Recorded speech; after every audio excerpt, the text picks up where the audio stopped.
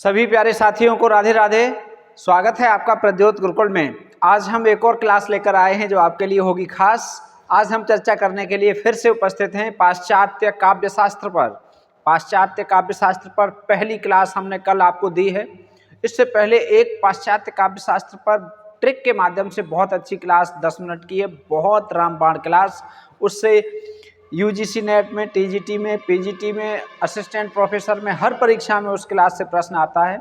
यदि आप उस क्लास को देख चुके हैं तो बहुत अच्छी बात है, नहीं देखिए तो उस क्लास को आप देख लेना, वो बहुत पुरानी क्लास पड़ी हुई है बहुत दिनों से। तो आज हम चर्चा करने के लिए फिर से उपस्थित हैं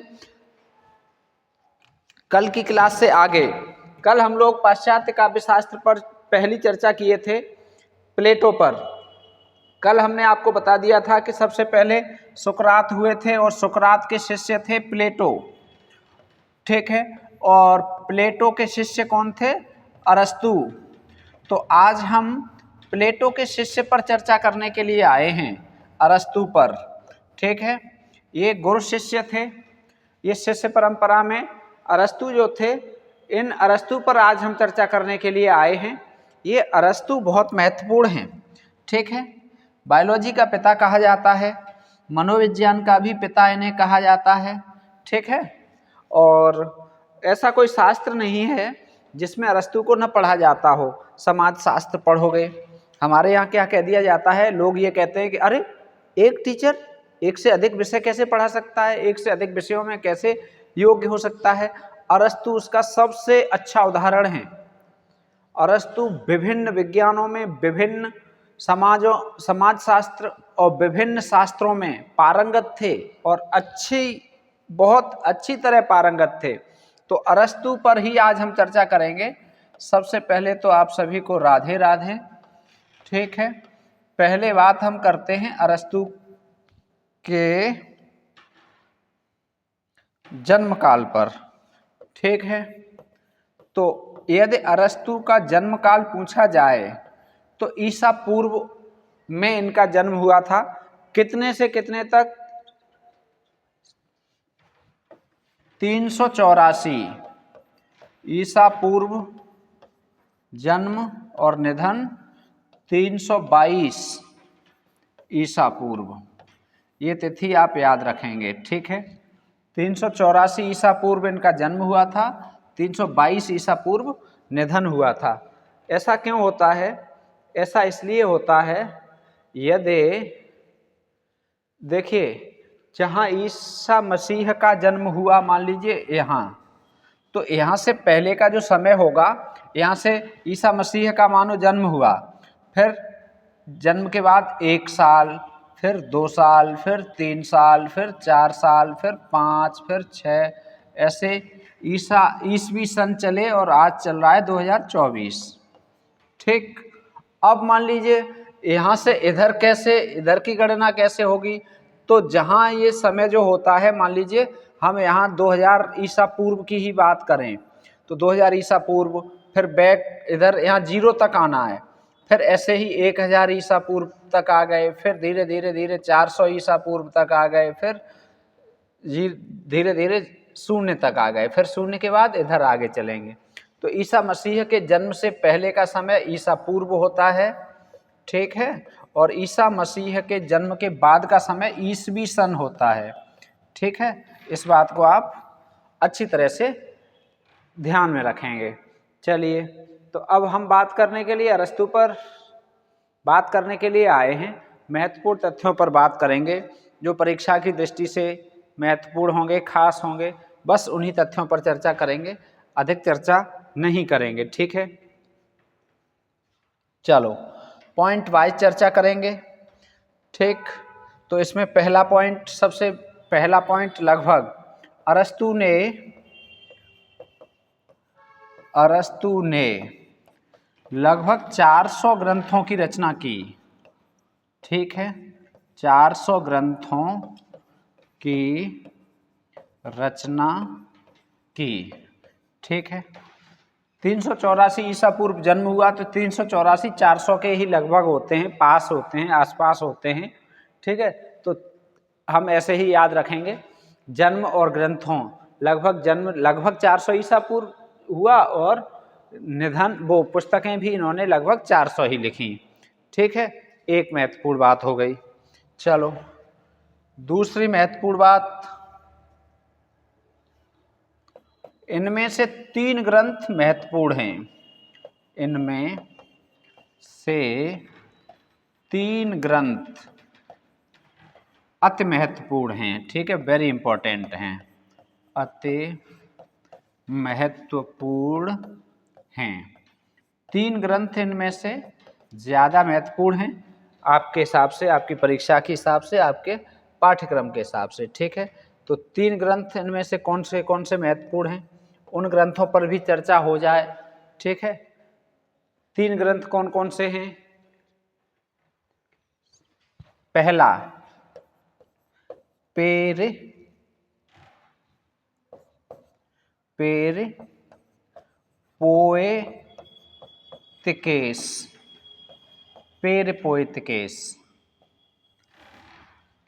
पेरिपोएतिकेस। ठीक है, पेरिपोएतिकेस। ठीक, पेरिपोएतिकेस ये ग्रंथ है। ठीक, इसे दूसरे शब्दों में कहेंगे तो क्या कह लेंगे? इसे कहेंगे भाषा शास्त्र।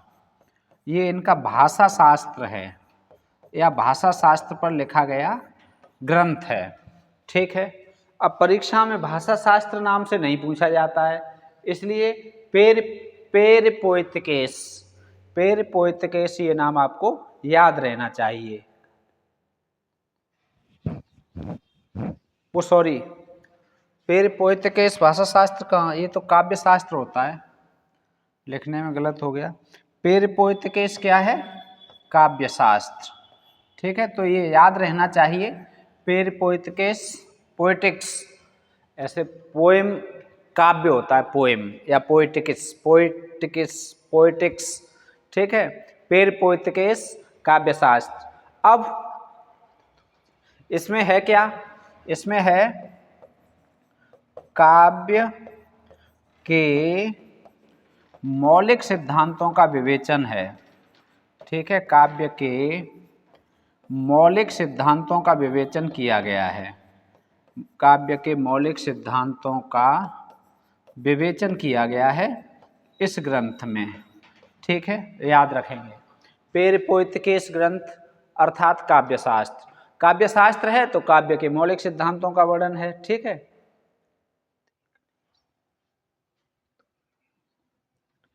अब चलो दूसरा देखते हैं। दूसरा ग्रंथ कौन सा था इनका जो बहुत महत्वपूर्ण है? तेखनेस। देखो इनके नाम हैं, तो नामों पर आप मत जाना, नाम को आपको कुछ न कुछ ढंग से थोड़ा सा तैयार तो करना ही है। ठीक है,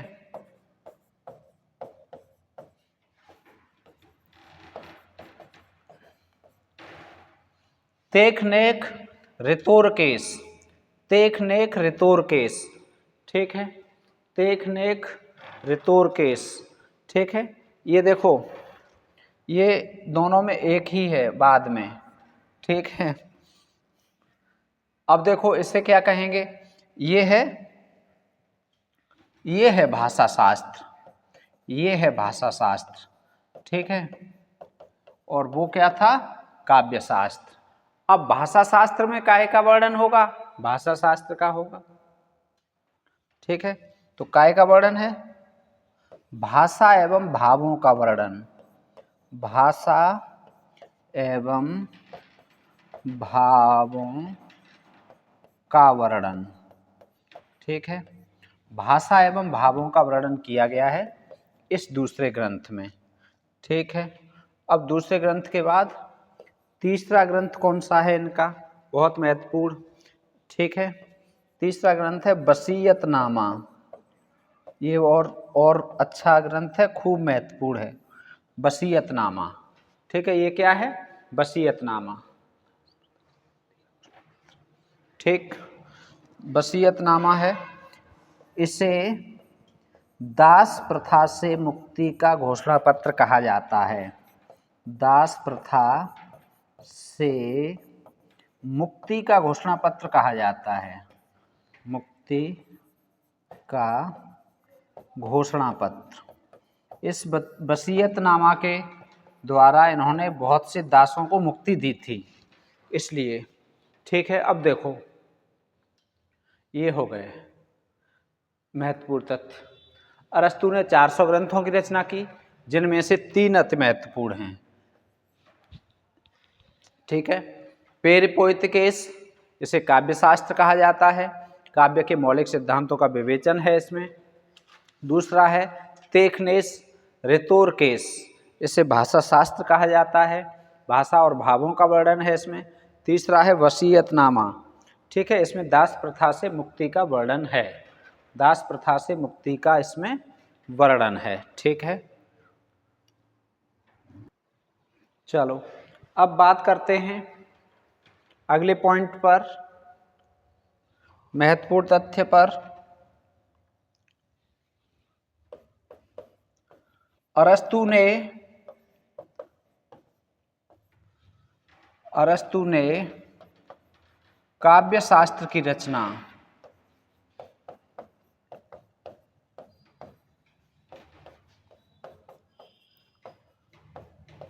दो दृष्टिकोण से की। ठीक है, 2 महत्वपूर्ण दृष्टिकोण रहे काव्य शास्त्र के लिए, इनके लिए। अरस्तु ने काव्य शास्त्र की रचना 2 दृष्टिकोण से की। ठीक है, 2 दृष्टिकोण से काव्य शास्त्र लिखा, काव्य शास्त्र पर चर्चा 2 दृष्टिकोण से की। ठीक है, अरस्तु ने काव्य शास्त्र की रचना 2 दृष्टियों से की। ठीक है, अब वो कौन कौन सी 2 हैं, आइए बात करते हैं। नंबर 1, यूनानी काव्य का विवेचन व विश्लेषण। इन्होंने यूनानी काव्य के विवेचन और विश्लेषण के लिए काव्य शास्त्र को लिखा या उस पर काम किया। दूसरा, प्लेटो के काव्य शास्त्र, या जो प्लेटो की जो मान्यताएं थीं, कल हमने चर्चा की थी। ठीक है,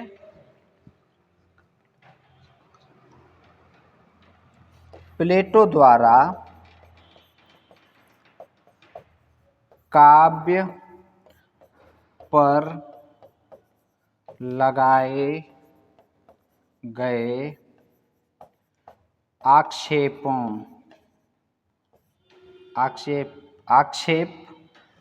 के समाधान के लिए, ऐसे लिखे दे रहे हैं, के समाधान के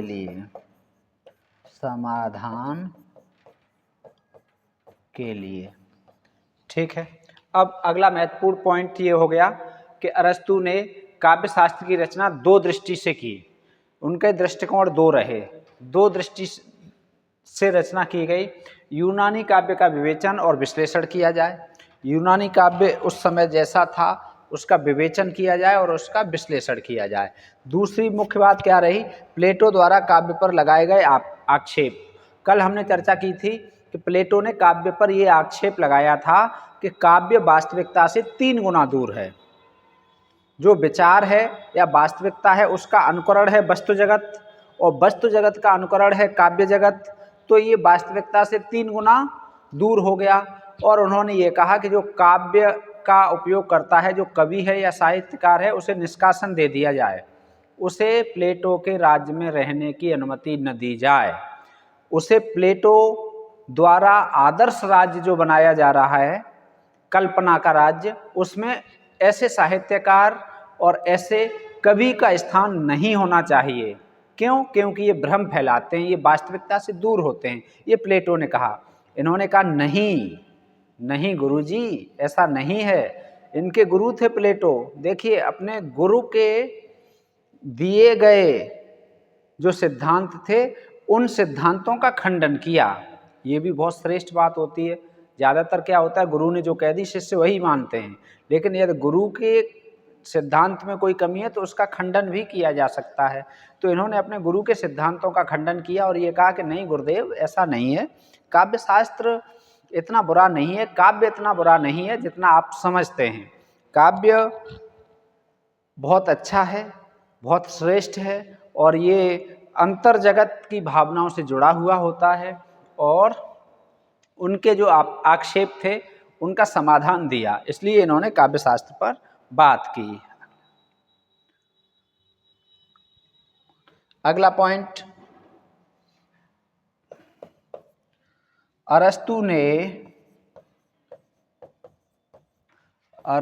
ने अनुकरणात्मक काव्य के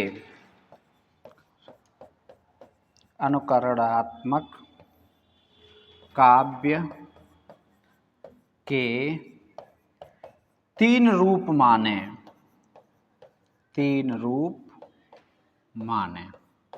अब देखो अगला पॉइंट, अरस्तु ने अनुकरणात्मक काव्य के 3 रूप माने। कितने रूप माने? 3। अब ये कौन कौन से हैं 3 रूप? नंबर 1 त्रासदी, ठीक है, महाकाव्य नंबर 2, ठीक है। कौन से काव्य की चर्चा यहाँ हो रही है? अनुकरणात्मक काव्य की, ठीक है। कौन कौन से हैं? त्रासदी है, ठीक, महाकाव्य और तीसरा कौन सा है? प्रहसन। ये 3 रूप माने, प्रहसन, ठीक। अरस्तु ने अनुकरणात्मक काव्य के 3 रूप माने। नंबर 1 त्रासदी, ठीक है। त्रासदी को अंग्रेजी में क्या कहते हैं? तो चाहो तो नोट कर लो, ट्रेजेडी, ठीक है, ट्रेजेडी कहा गया है। अब है महाकाव्य, तो महाकाव्य को भी अंग्रेजी में क्या कहा जाता है? ये आपको पता है, एपिक कहा जाता है, एपिक, ठीक है। अब क्या है? प्रहसन, तो प्रहसन को अंग्रेजी में क्या कहा जाता है? ये भी लिख लो, कॉमेडी, ठीक है, जिसे पढ़ने सुनने से हंसी आती है, कॉमेडी, ठीक है। तो अब अगला पॉइंट क्या है? अरस्तु ने अनुकरणात्मक काव्य के 3 रूप माने, त्रासदी, महाकाव्य और प्रहसन। अगला आप देखो, अगला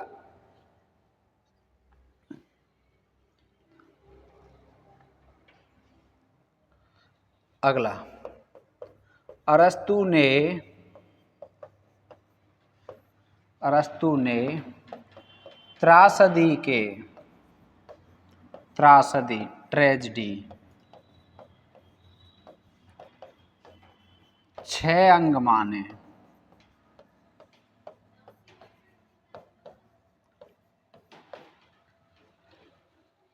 अरस्तु ने ट्रेजेडी के कितने अंग माने? 6। कितने अंग माने? 6। कौन कौन से? आइए बात कर लें। कथानक,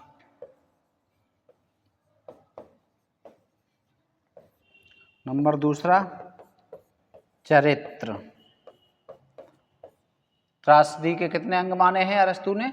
6। कौन कौन से हैं 6? इन पे 6 पे चर्चा करेंगे, ठीक है। कथानक, तीसरा विचार, ठीक है। चौथा पद योजना,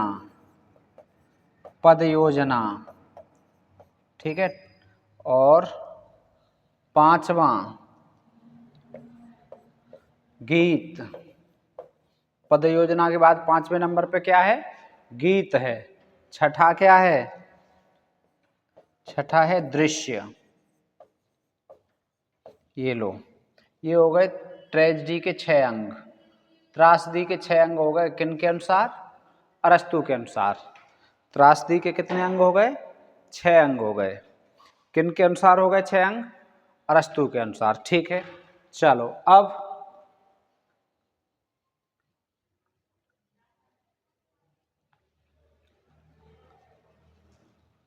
अरस्तु ने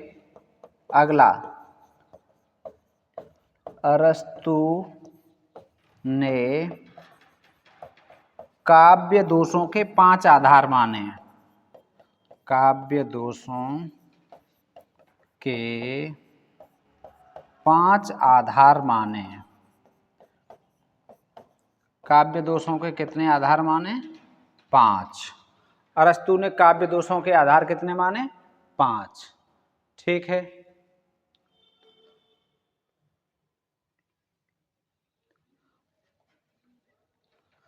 अगला, उपयोगी कला और ललित कला में भेद किया। और ललित कला में भेद किया पहली बार। किसने? अरस्तु ने। अरस्तु ने सबसे पहले उपयोगी कला और ललित कला में भेद किया। अगला,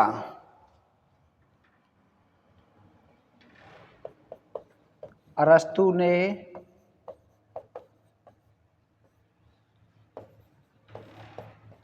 अनुकरण का सिद्धांत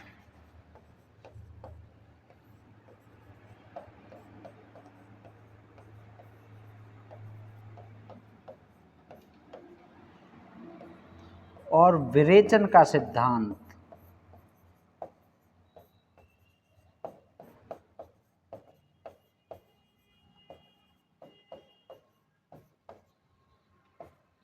दिया। अनुकरण का सिद्धांत और विरेचन का सिद्धांत दिया, बहुत महत्वपूर्ण है। ठीक है, तो ये अरस्तु ने प्रमुख सिद्धांत दिए। चलो अब एक बार थोड़ा सा फिर से देखेंगे शुरुआत से। ये लगभग अरस्तु पूरे हो गए। ठीक है, अरस्तु 384 ईसा पूर्व से 322 ईसा पूर्व, मकदूनिया। आगे है, अरस्तु ने 400 ग्रंथों की रचना की। 3 महत्वपूर्ण हैं, काव्य शास्त्र, भाषा शास्त्र और वसीयतनामा। इसमें काव्य के सिद्धांत हैं, भाषा के हैं, और इसमें दास मुक्ति का घोषणा पत्र है ये। ठीक है, इन्होंने काव्य शास्त्र की रचना 2 दृष्टिकोण से की। यूनानी यहाँ काव्य नहीं लिखा है, यूनानी काव्य का विश्लेषण। ठीक है, और दूसरा विवेचन। प्लेटो के काव्य पर लगाए गए आक्षेप थे, उनका इन्होंने समाधान किया और उन्हें दूर किया। और अरस्तु ने अनुकरणात्मक काव्य के 3 रूप माने, त्रासदी, महाकाव्य और प्रहसन। ट्रेजेडी, एपिक और कॉमेडी। अरस्तु ने ट्रेजेडी के 6 अंग माने हैं, कथानक, चरित्र, विचार, पद योजना, गीत और दृश्य। इन्होंने दोषों के 5 आधार माने हैं, उपयोगी कला और ललित कला में भेद किया है, अनुकरण का सिद्धांत और विरेचन का सिद्धांत दिया है। और PDF के लिए प्रद्योत गुरुकुल से जुड़ जाइए। ठीक है, प्रद्योत गुरुकुल टेलीग्राम चैनल से जुड़ जाइए, जहां आपको इसकी मिल जाएगी PDF। ठीक है, मोबाइल नंबर 9758 43 28 87। मिलेंगे फिर से एक और अच्छी क्लास के साथ और उपयोगी क्लास के साथ। तब तक धन्यवाद।